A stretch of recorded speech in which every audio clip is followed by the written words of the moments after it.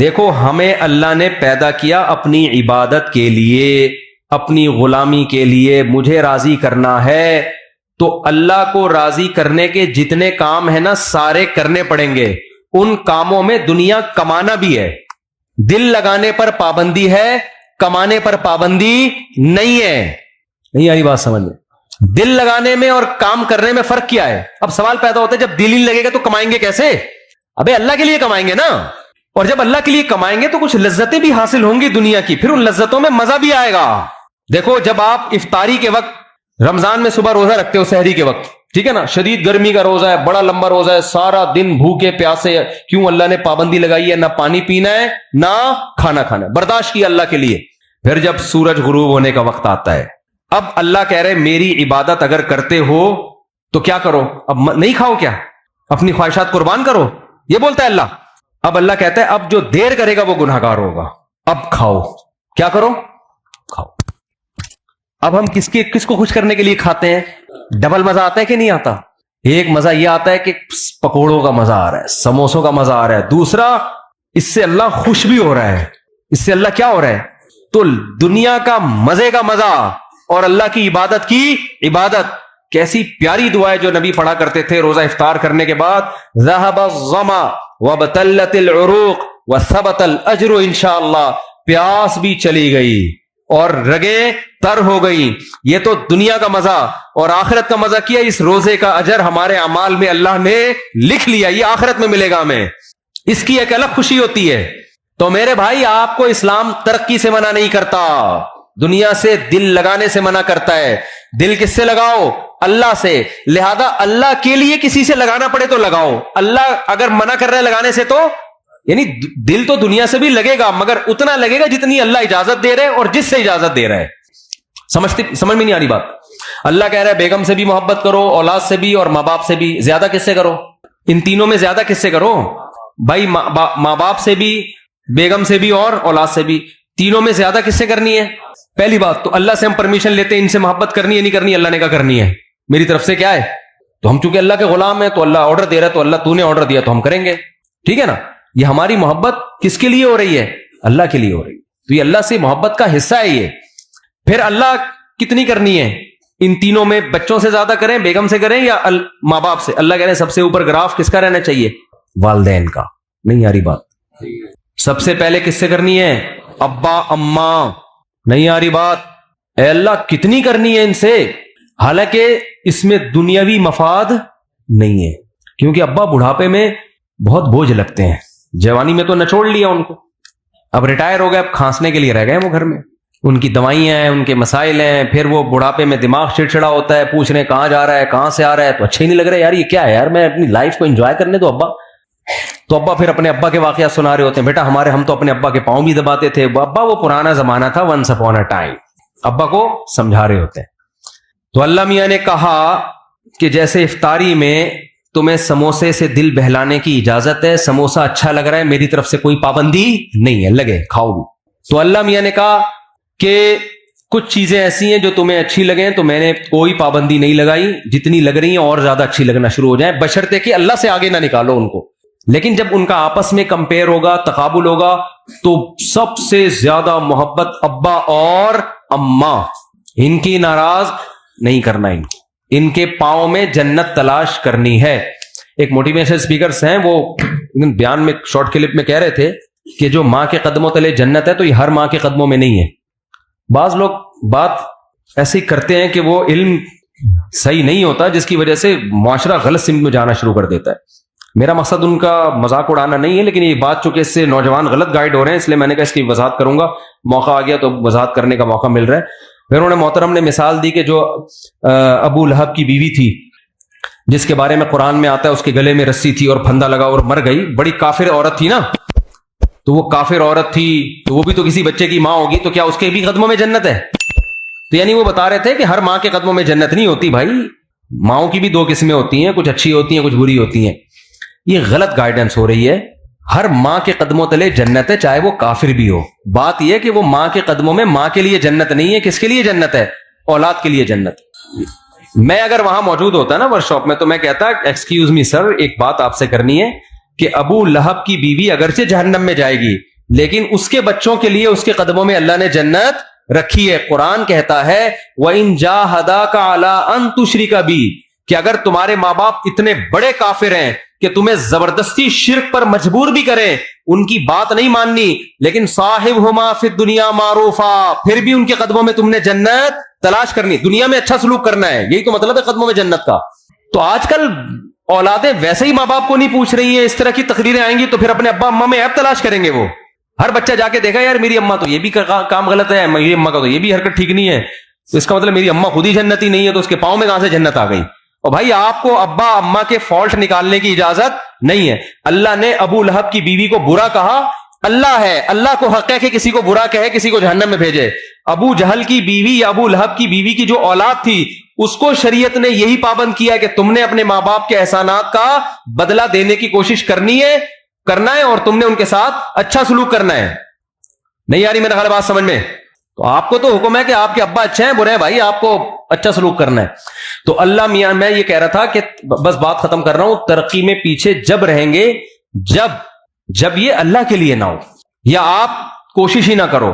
اللہ نے حکم دیا ہے کہ سارے کام کرنے ہیں کس کو راضی کرنے کے لیے؟ اللہ کو. اس سے پتہ ہے کیا ہوگا؟ یہ ترقی کی اسپیڈ غیر مسلموں سے بھی زیادہ تیز ہو جائے گی, کیونکہ جو کام اللہ کے لیے کیا جاتا ہے نا اس میں جان بہت ہوتی ہے, کیونکہ اس کا اجر کون دے گا؟ اللہ. دیکھو مجھے ایک بات بتاؤ, ڈاکٹر لوگ کہتے ہیں کہ میں آپ چند مثالوں سے سمجھاتا ہوں کہ جب مذہب کی موٹیویشن ملتی ہے وہ بہت پاورفل موٹیویشن ہوتی ہے. وہ جہاں مذہب کی موٹیویشن نہیں ہوگی وہاں جان نہیں ہوتی.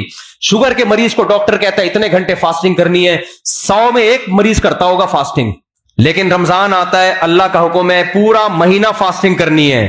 90% مسلمان کیا کر رہے ہوتے ہیں؟ روزے رکھ رہے ہوتے ہیں, گرمیوں میں بھی سردیوں میں بھی. نہیں آ رہی میرا خیال ہے بات سمجھ؟ کیوں بھائی؟ اللہ کس کا آرڈر ہے؟ تو یار جو قوم صبح سے کہ رات تک اللہ کے لیے بھوکی پیاسی رہ سکتی ہے وہ پڑھ نہیں سکتی اللہ کے لیے؟ نہیں آ رہی بات؟ وہ پڑھے گی کیوں نہیں پڑھے گی؟ اس کو بتانے والے لوگ شارٹ ہیں مارکیٹ میں. وہ مذہب کا صرف ایک پہلو سامنے رکھا ہوا ہے اس نے. اور سب سے بڑی بات یہ کہ یہ کام تھا ہماری حکومتوں کا, حکومتیں ذمہ داری پوری نہیں کر رہی ہیں. پڑھائی کا نظام تو دیکھو نا, کوئی بھی مجھے آ کے کہتا ہے نا اسکول میں پڑھتا ہوں, میں کہتا ہوں پڑھتا نہیں ہے, یہ بولو کہ میں اسکول میں نہیں پڑھتا ہوں, جھوٹ نہیں بولا کرو. تو یہ تو سسٹم مذہب کا نہیں ہے, یہ خرابی جو ہم ترقی میں پیچھے ہمارے حکمرانوں کی پالیسیاں ہیں. ورنہ میں کے پی کے گیا ہوں نا, وہاں دین اور مذہب زیادہ ہے, وہاں ایجوکیشن کے ریشو پورے پاکستان میں سب سے زیادہ ہے. پورے پاکستان میں کے پی کے کی جتنی آبادی ہے نا اس کے لحاظ سے لٹریسی ریشو کے پی کے میں پنجاب اور کراچی کی نسبت زیادہ. کیوں؟ وہاں دین اور مذہب کیا ہے؟ زیادہ ہے.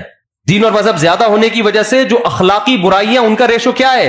کم ہے. جب اخلاقی برائیاں کم ہوتی ہیں تو آپ اپنے ہدف کو فوکس کرتے ہو. تو اس لیے اللہ آپ کو ترقی سے منع نہیں کر رہا. المومن القوی خیر من المومن الضعیف, حدیث میں آتا ہے طاقتور مومن اللہ کو کمزور مومن سے زیادہ محبوب ہے. تو طاقت میں جسمانی طاقت بھی ہے, طاقت میں ایجوکیشن کی طاقت بھی ہے, طاقت میں دولت کی طاقت بھی ہے, طاقت میں ٹیکنالوجی کی طاقت بھی ہے. لیکن یہ تمام طاقتیں کس کے لیے ہوں گی؟ اللہ کے لیے ہوں گی. جب اللہ کے لیے ہوں گی تو دل اللہ سے لگے گا, ان طاقتوں سے نہیں لگے گا. لہذا کسی کو یہ طاقت مل گئی ٹھیک ہے, نہیں ملی تو کیا سوچے گا؟ بھائی میرا مقصد تھا اللہ کو راضی کرنا, وہ کیا ہو گیا ہے؟ پورا ہو گیا ہے. پھر گھر بھی بنا لے, پراپرٹی بھی خرید لے, مرے گا تو کوئی بات نہیں یار, ہم نے تو اللہ کو خوش کرنے کے لیے بچوں کے لیے بنائی تھی. مر گئے تو کیا ہو گیا؟ ابے لوگ کہہ رہے ہوتے ہیں نا بیچارے نے اتنی محنت سے کروڑوں روپے کا گھر بنایا, بیچارے کو رہنا نصیب نہیں ہوا, تو اتنا کیوں طرز کھا رہے ہو؟ رہ بھی لیتا تو کتنے دن رہ لیتا. یوں بولا کرو بیچارے نے اللہ کو راضی کرنے کے لیے گھر بنایا, رہنا نصیب ہو یا نہ ہو اللہ راضی ہو گیا, کیونکہ اس نے اپنے بچوں کا سوچا تھا. نہیں آ رہی بات سمجھ میں؟ تو کیا بیچارہ کہاں سے ہو گیا؟ بھائی جس کے لیے بنایا تھا وہ خوش ہے نا. ایک صاحب کی بچے کی جاب لگی ملٹی نیشنل کمپنی میں, پہلا دن تھا اس کا انا للہ ہو گیا بیچارے کا نا کرنٹ لگنے سے. اب ماں رو رہی ہے, ہائے میرا بچہ آج پہلا دن تھا. میں نے کہا بھائی اگر آخرت کے لیے یہ کام کیا ہے نا تو کامیاب ہو گیا, آخرت کے لیے نہیں کیا تو آج نہیں تو کل بہرحال اس نے مرنا تھا. کتنے دن زندہ رہ لیتا ہے انسان؟ تو مسلمان کیا سوچتا ہے ہر چیز میں. تو ہم تو آپ کو زیادہ, ہم تو کہہ رہے ہیں اپنی صحت بنانا یہ مذہب کا حکم ہے. دیکھو آپ کہتے ہیں نا آخری بات, بار بار آخری کر کے سچی مچی کی آخری, بولے صاحب کر لوں آخری بات. دیکھو ہم کیا کہتے ہیں, علماء کیا کہتے ہیں, میری کیا اوقات, شریعت کیا کہتی ہے؟ شریعت کیا کہتی ہے؟ ویلیو بتاتی ہے صحت کی 2% کی نہیں ہے. جو بیمار ہیں وہ بھی کہاں جائیں گے؟ جنت۔ ایوب علیہ السلام کی ساری زندگی صحت میں گزری، بیماری میں گزری؟ بیماری میں گزری۔ کہاں جائیں گے؟ جنت میں۔ ان کے تو مقامات ہی بیماری کی وجہ سے ہوئے۔ غیر مسلم کہے گا نہیں بیمار آدمی کیا ہے؟ ناکام۔ ہم کہتے ہیں ناکام ہے، تو ایوب علیہ السلام تو کامیاب ہی بیماری کی وجہ سے ہوئے ہیں۔ لیکن کیا اس کا یہ مطلب ہے کہ میں بھی بیمار ہو جاؤں؟ اب کوئی غیر مسلم سنے گا تو کہے گا ان کے ہاں بیماروں کی بڑی ویلیو ہے، تو ان کو چاہیے خود سب بیمار ہو جائیں۔ نا نا نا نا نا نا، یہ بات سمجھیں۔ یہ بیماری کس کی طرف سے تھی؟ اللہ کی۔ انہوں نے کوشش کی صحت مند ہونے کی۔ حکم یہ ہے کہ صحت بنانے کی کوشش کرو، مگر صحت سے دل مت لگاؤ۔ بنانے کی کوشش کے باوجود نہ بنے تو ٹینشن مت لو، اللہ تمہیں بیمار رکھ کے ہی خوش ہوگا، راضی ہوگا۔ کیوں؟ بیماری میں صبر کرو گے، اللہ چاہتا ہے تمہارے درجات صبر کے ذریعے بلند ہوں۔ کرنے سارے کامیابی کے راستے کو اختیار کرنا ہے، لیکن راضی اس پہ رہنا ہے جو کون چاہے گا؟ اللہ۔ پیسہ کمانے کی کوشش کریں، نہیں آتا ٹینشن نہیں لینی ہے، ریڈی لگائے ٹماٹر کی، بولے اللہ میرے ٹماٹر پہ کیا ہے؟ خوش ہے، میں اسی میں خوش ہوں۔ ہمارا مسئلہ سارا یہ ہے کہ ہم زمین پہ باپ بن گئے ہیں۔ آپ کہتے ہیں میری ارننگ اتنی ہونی چاہیے، میرا بحریہ ٹاؤن میں پلاٹ کیوں نہیں ہے؟ ہونا چاہیے۔ میں کرائے کے گھر پہ کیوں رہ رہا ہوں؟ میرا ذاتی گھر ہونا چاہیے۔ اللہ کہتے ہیں نہیں چاہیے۔ ایوب علیہ السلام چاہتے تھے کہ میری صحت اچھی ہو جائے، انہوں نے کہا اللہ مجھے صحت دے دے، اللہ نے کہا ابھی نہیں ملے گی۔ انہوں نے کہا ٹھیک ہے اسی میں راضی ہوں میں۔ صحیح ہے نا؟ جب اللہ اسی میں خوش ہے تو ٹھیک ہے، میں کیا کر، اسی میں راضی ہوں میں۔ اللہ نے آپ کا سارا اہل و عیال آپ سے چھین لیا، موت دے دی سب کو۔ ان کو چاہیے تھے اہل و عیال، بچے، اللہ نے کہا نہیں دوں گا۔ انہوں نے کہا ٹھیک ہے میں اسی پہ خوش ہوں۔ پھر جب دیکھا اللہ نے ہر طرح سے ایوب علیہ السلام کو آزمایا، آخر میں دیکھا کہ ان کی زبان سے ساری زندگی ناشکری کا ایک جملہ نہیں نکلا، تو بعضوں کو اللہ دنیا میں نعمتیں لوٹا دیتا ہے، بعضوں کو آخرت میں۔ ایوب علیہ السلام کا چونکہ واقعہ قرآن میں بیان کرنا تھا، اللہ نے دنیا میں، اللہ نے ان کو صحت بھی دی۔ انہوں نے کہا اللہ تو نے مجھے صحت دی ہے، مجھے میری آل اولاد بھی واپس چاہیے۔ اللہ نے سب کو زندگی دی، آپ کا پورا خاندان آباد کر دیا۔ اور اس بیماری کی حالت میں ٹڈیاں گری سونے کی ایوب علیہ السلام کے اوپر، بخاری کی حدیث ہے۔ جب ایوب علیہ السلام کو صحت ملی نا تو ٹڈیاں سونے کی، حالانکہ دولت ویسے ہی مل چکی تھی ایوب علیہ السلام کو، تو وہ ٹڈیاں جمع کر رہے ہیں سونے کی۔ تو اللہ نے کہا کہ اے ایوب کیا میں نے تجھے مستغنی نہیں کہ اتنا پیسہ دے دیا تجھے، اب تو یہ سونے کی کیوں جمع کر رہا ہے؟ تو ایوب علیہ السلام نے کیا کہا؟ اے اللہ میں تیری رحمت سے مستغنی نہیں ہوں۔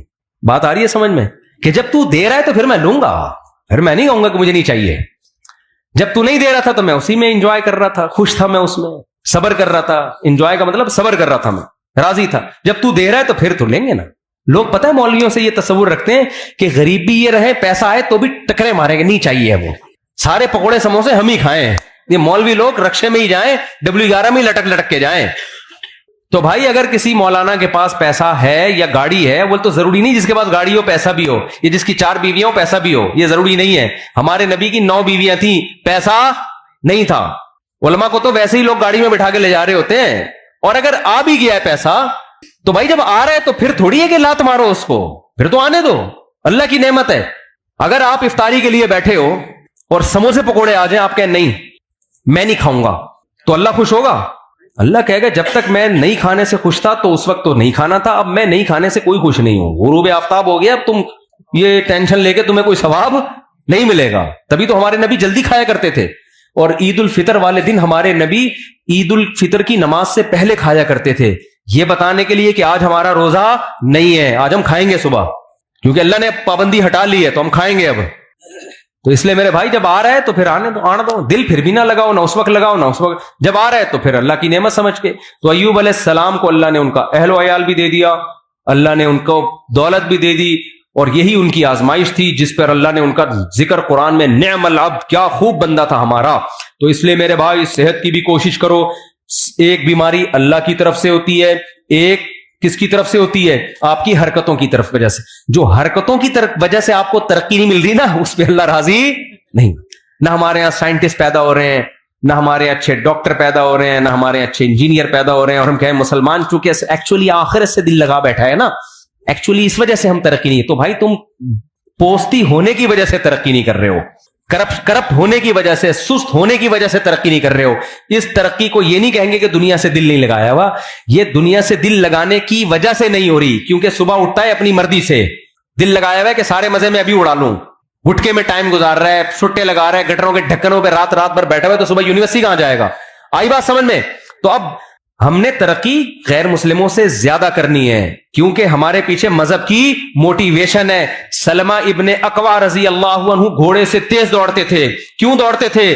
پیغمبر کی یہ حدیث سنی ہوئی تھی کہ طاقتور مومن اللہ کو زیادہ محبوب ہے کمزور مومن سے. آج جتنا نیک ہوگا نا اسپیڈ اتنی ہی سلو ہوتی چلی جائے گی اس کی.